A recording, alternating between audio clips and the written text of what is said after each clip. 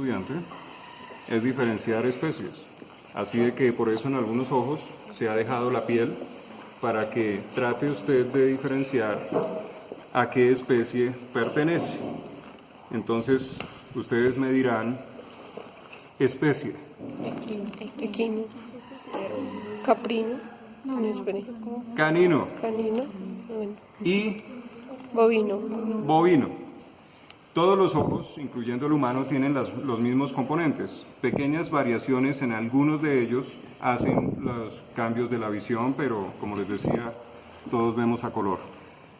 Bueno, entonces lo primero, antes de empezar a estudiar el globo ocular, es que deben saber que hay un mecanismo de protección para el globo ocular, siempre.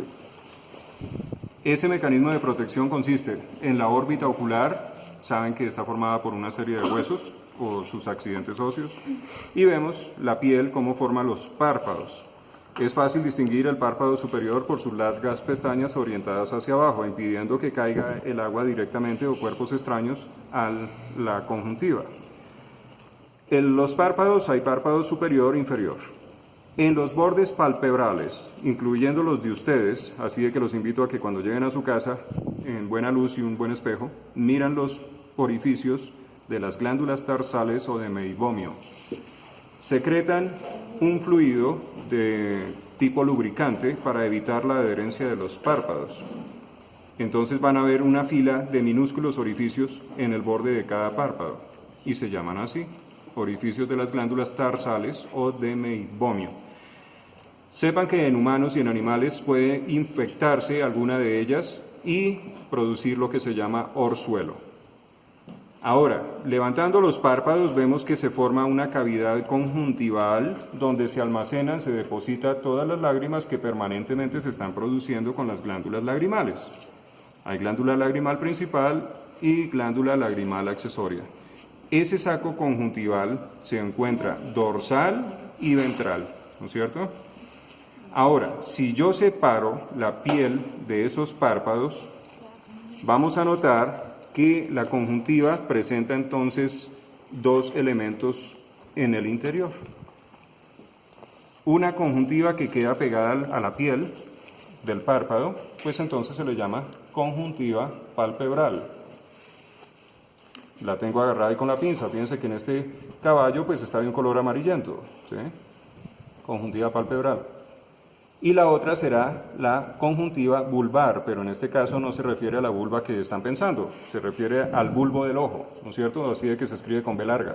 Fíjense cómo viene acá, dirigida hacia el globo ocular.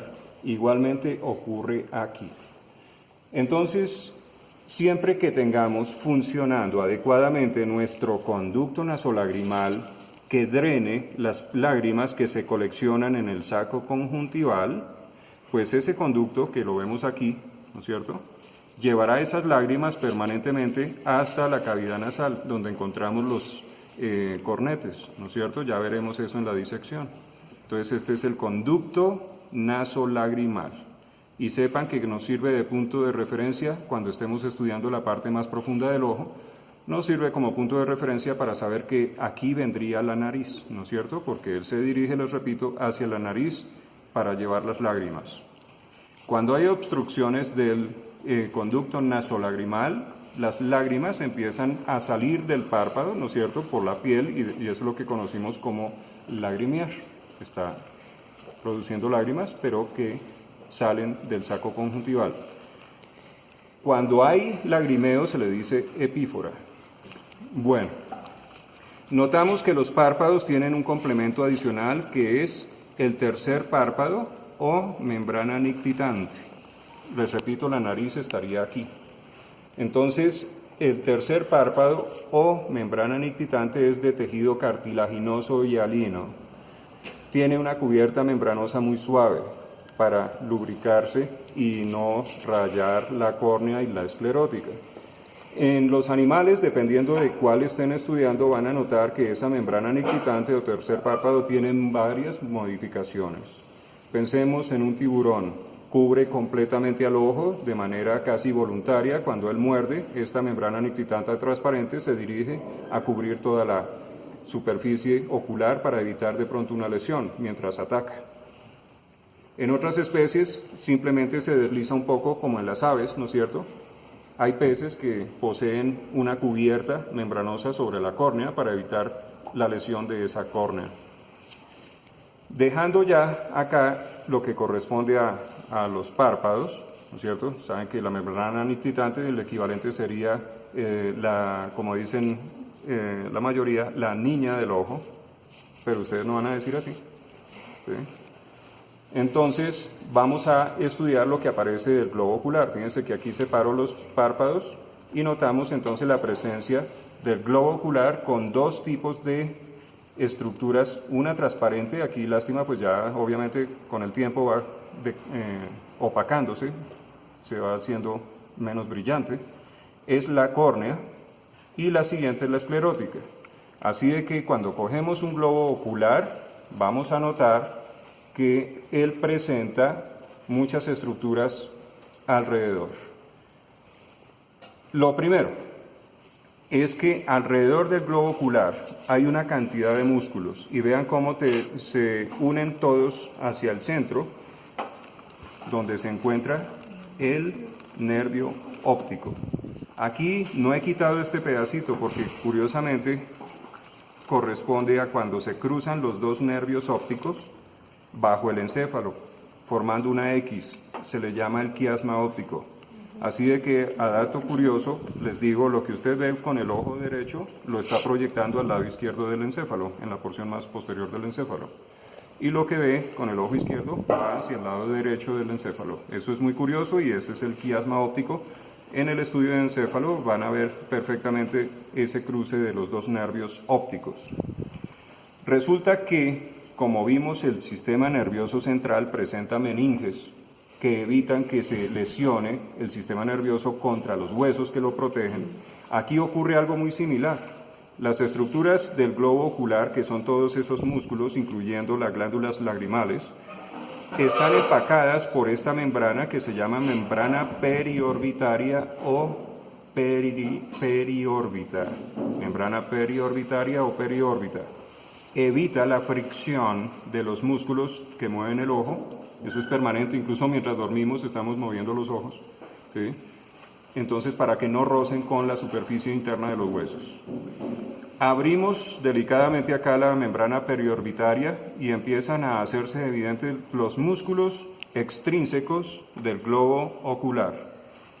Extrínseco se refiere a que va por fuera, mientras que cuando entremos al globo van a notar que hay dos músculos intrínsecos que son el ciliar y esfínter de la pupila. Para estudiar los músculos extrínsecos del globo ocular en humanos y en animales es muy fácil si estudian de manera ordenada. Lo primero es saber si es arriba o es abajo. Entonces miremos los párpados si aún persisten. Aquí vemos entonces que esta es la parte dorsal y esta es la parte ventral de este ojo. Ahora me voy hacia adentro, o incluso apoyándome acá en lo que estoy viendo, vemos la membrana nictitante, significa que la nariz está acá, ¿no es cierto? Eso debe corresponder entonces con el conducto nasolagrimal. Para estudiar los músculos extrínsecos del globo ocular, sea usted cuidadoso, sepárelos con cuidados, no los destruya, no los muerda con la pinza, solamente sepárelos, aléjelos del globo ocular y vamos a encontrar que son 8 músculos extrínsecos del globo ocular. Fíjense cómo quedan separados. Hay 4 que son músculos rectos y 2 que son músculos oblicuos.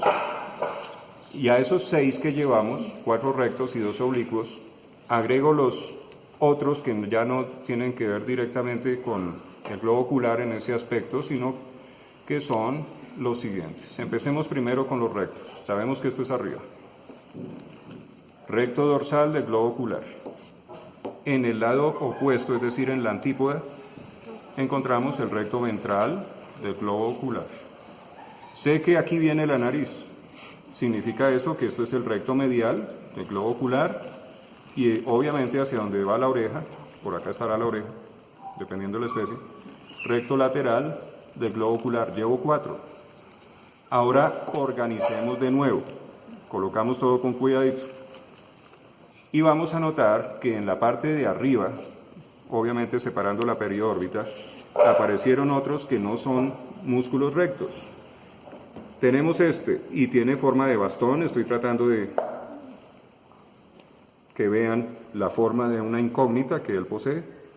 Es el músculo oblicuo dorsal del globo ocular. Notan que hay una presencia blanquecina acá. No es músculo, es cartílago. Resulta que tenemos una tróclea. Para los que no recuerden qué es una tróclea es una polea.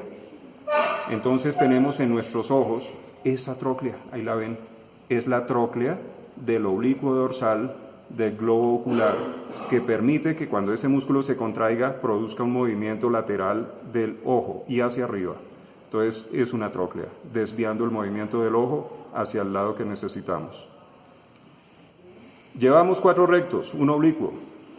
Ahora, sabemos que esto es recto dorsal del globo ocular. Si son observadores, van a notar que sobre él, sobre el recto dorsal del globo ocular, hay uno muy delgadito, tiene el espesor de un papel, y se llama elevador del párpado superior, muy delgadito. Fíjense cómo queda labrada la marca que deja sobre el recto dorsal del globo ocular. Llevamos, ¿cuántos? 6. 6, 4 rectos, un oblicuo y un elevador de párpado superior. Ahí quedó la tróclea. Estamos arriba del ojo. Vámonos al lado opuesto, donde esta grasa periorbitaria empaca a un músculo que va atravesado, no quiero quitar esa grasa todavía, viene acá atravesado el músculo oblicuo ventral del globo ocular.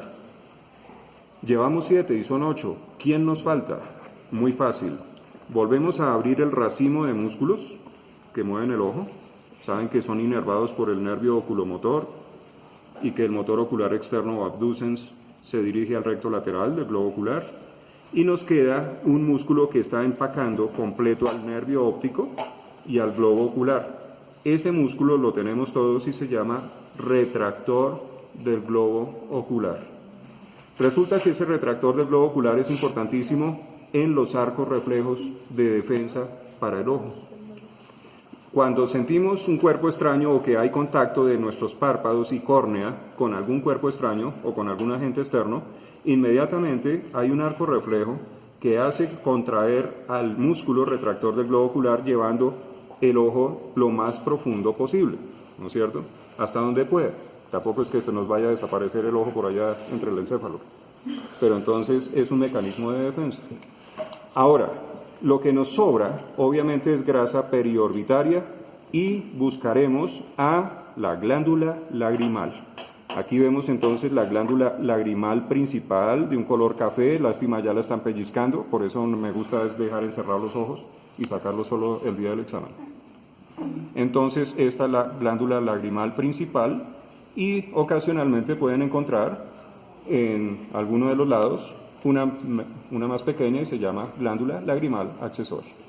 En cuanto a nervios, ¿qué puedo yo preguntar? Muy fácil. Si yo sé que este es el lado lateral, ¿no es cierto? Aquí vemos el recto lateral del globo ocular. ¿Qué ramas nerviosas serán estas que llegan a ese músculo? Motor ocular externo o abducens, ¿no es cierto? Y las restantes ramas nerviosas que ustedes van a encontrar son las ramas del nervio oculomotor. Hay más nerviecitos que llegan allá, pero acá no los vamos a buscar. Bueno, hemos visto por fuera qué músculos extrínsecos tiene el ojo. Ahora, les cuento que ellos se insertan en la membrana fibrosa que habíamos visto al comienzo de la explicación. Cuando cogemos un globo ocular, él nos muestra que posee una capa fibrosa que obviamente hace honor a su nombre. A ver si pudiera yo hacerla más evidente acá. Alguien con guantes, sujétame eso allá por favor. Vamos a retirar un poquito acá el globo ocular de este sitio, es decir, donde no ha sido cortado el globo, para que veamos que externamente el globo ocular nuestro y de los animales posee una capa fibrosa que se divide en dos partes. Es suficiente con eso. Entonces, toda la superficie externa del ojo es la capa fibrosa, dividida en córnea, que es transparente y permite la entrada de la luz, y esclerótica, que es la membrana blanca que ven allá en sus dibujos, ¿no es cierto? Es la membrana blanca que completa el resto del globo ocular. Córnea, esclerótica, formaron la capa fibrosa. Resulta que notamos que los músculos extrínsecos del ojo se insertan en la córnea o en la esclerótica. ¿Ustedes qué opinan? En la esclerótica, y es más, lo ven ahí mejor en el dibujo. Ese sitio de inserción donde llegan esos músculos a adherirse a la esclerótica se llama el anillo de Zinn. Se escribe con Z y termina en doble N. Anillo de Zinn. Sitio de inserción de los músculos extrínsecos del ojo sobre la esclerótica. Ahora, demos la vuelta a este ojo y vamos a ingresar al globo ocular.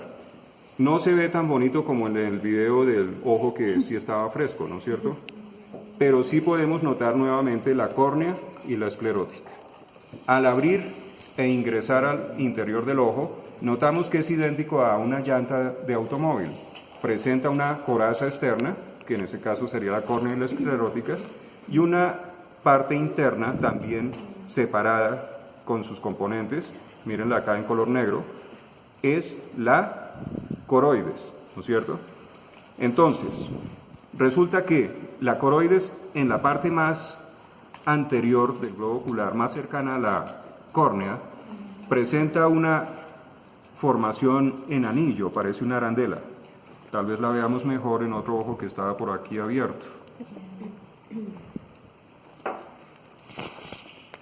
La ven allá al fondo, es como un anillo de color negro. Y en el centro la pupila es por donde va a pasar la luz. Como le decía al otro grupo, la pupila no es una estructura, la pupila es una abertura, ¿no es cierto?, por donde pasa la luz. Ese anillo que ven al fondo es el iris. Gracias al video que observaron antes de esta explicación, saben que ese iris tiene esta apariencia, ¿no es cierto?, y presenta una serie de radiaciones igual a una rueda de bicicleta. Esas radiaciones se les llama procesos ciliares. Están formadas por músculo liso.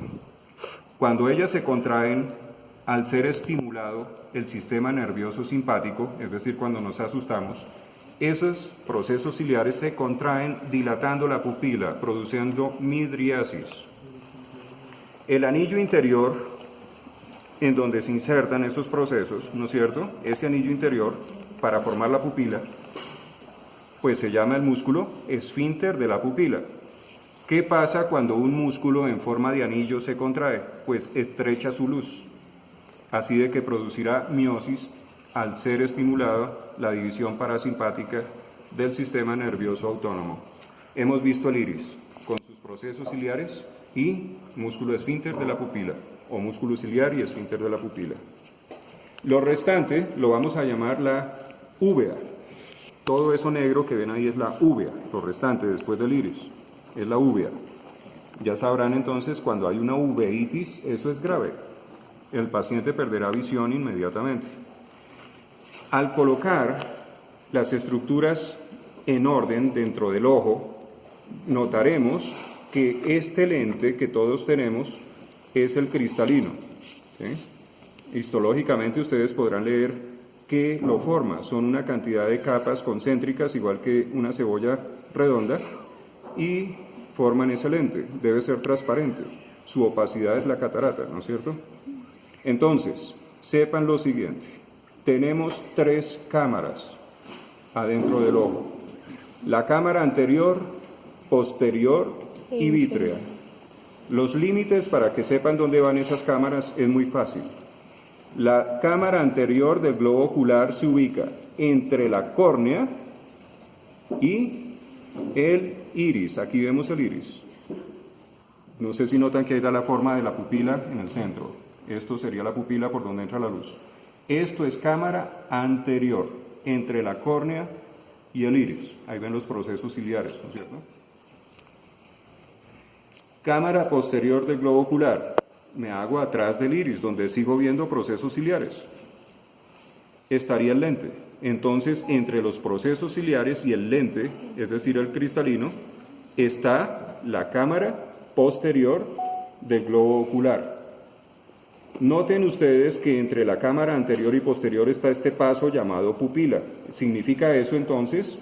Que hay humor acuoso en ambas cámaras, porque están comunicadas por la pupila. Después dejo al lente ahí con sus ligamentos suspensorios, lo dejamos allá quietico, pegado al iris, y entro a esta enorme cavidad que será la cámara vítrea, presentando el humor vítreo. Resulta que el humor acuoso y el humor vítreo son líquidos, ¿sí?, de un aspecto viscoso, gelatinosos, ¿sí?, transparentes. La función de ellos es tener una presión constante para mantener todas esas estructuras dentro del ojo en su lugar. Así de que es muy grave en un paciente humano o animal que sea perforado el ojo, ¿no es cierto? Porque pierde esos humores, esos fluidos, los pierde. Inmediatamente se caerá la retina, se desprende la retina, el cristalino puede dislocarse. Es decir, la presión intraocular debe ser constante.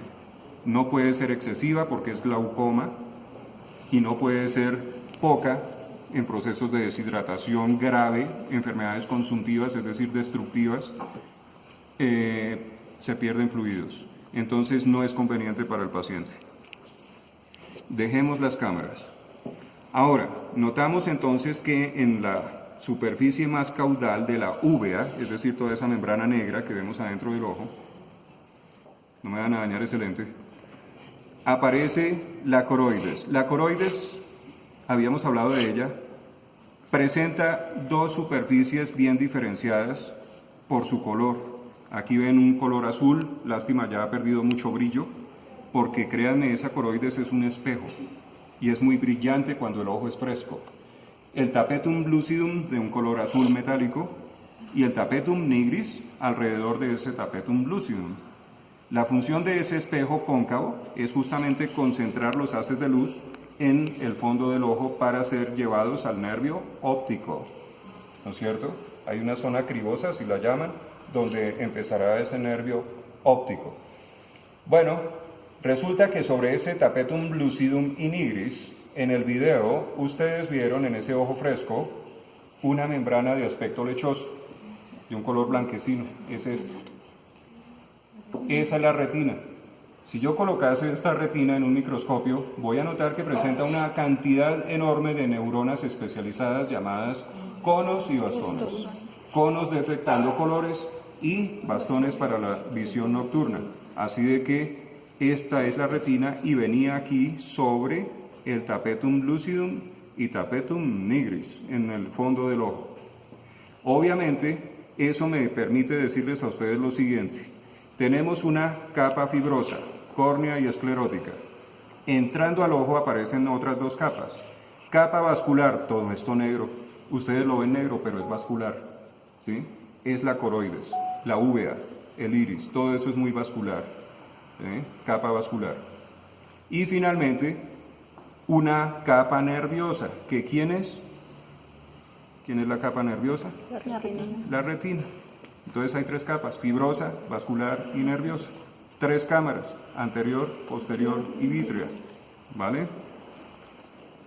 Bueno, entonces con eso yo aspiro de que ustedes conozcan las partes claves del globo ocular, lo estudien sin dañarme por favor las piezas, no empiecen a rasguñarme acá el cristalino de estos ojos y en breves momentos explico oído. Quiero que repasen rápido antes de que se olvide lo que expliqué y explico oído y terminamos la clase.